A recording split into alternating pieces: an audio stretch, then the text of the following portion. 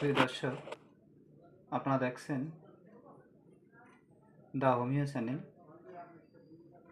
আমাদের আজকে আলোচনা বিষয় পানি বসন্ত বা চিকেন পক্স। এই সময়টায় বিশেষ করে দেখা যায় এই রোগের প্রাদুর্ভাব ঘটে। এই পানি বসন্ত বা চিকেন পক্স সাধারণত সংক্রামক ব্যাধি। এটা একজন থেকে আরেকজনের দেহে ছড়িয়ে থাকে। এটি প্রথমে জ্বর, ঠান্ডা, গায়ে ব্যথা দিয়ে শুরু হয়। 1 বা 2 দিনে গায়ে র্যাশ দেখা যায়।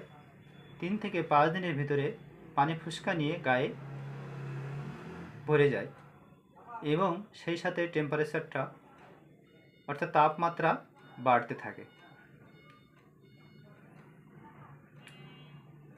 এবং 7 থেকে 8 দিনে পানি ফুসকাগুলো শুকাতে থাকে এবং 10 থেকে 15 দিনের ভিতরে রোগী সুস্থ হয়ে যায়। এখন লক্ষণ সাদৃশ্যে হোমিও ঔষধ প্রয়োগ করা যায়।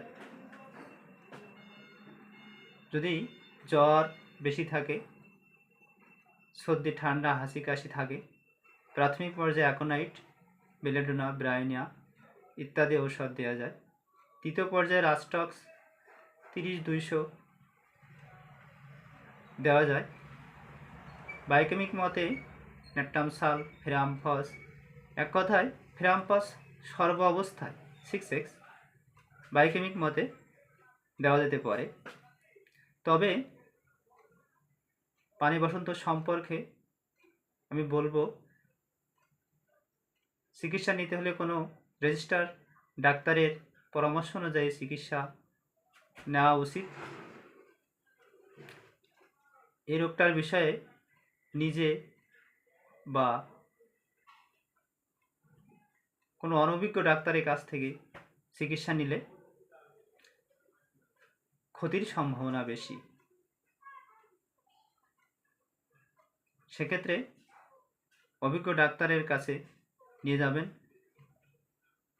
এবং চিকিৎসা নেবেন, রোগী দ্রুত সুস্থ হবে।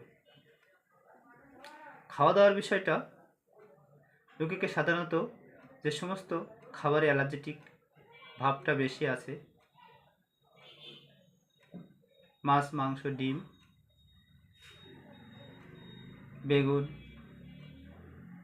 পুঁই শাক, ইলিশ মাছ তো মাছের কথা তো বললামই, পেঁয়াজ, রসুন, এই সমস্ত খাবারগুলো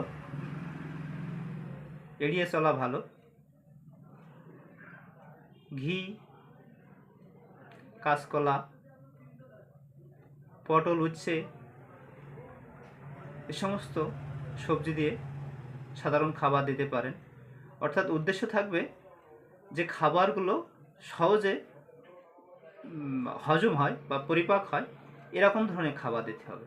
কারণ এ রোগটি হলে খাবার হজম করার ক্ষমতাটা কমে যায়, সেহেতু যাতে সহজে হজম হয় সেরকম খাবার দিতে হবে রোগীকে। সাবধানে রাখবেন, সবাই সুস্থ থাকবেন। তাহলে আজকে এই পর্যন্ত, সবাইকে ধন্যবাদ।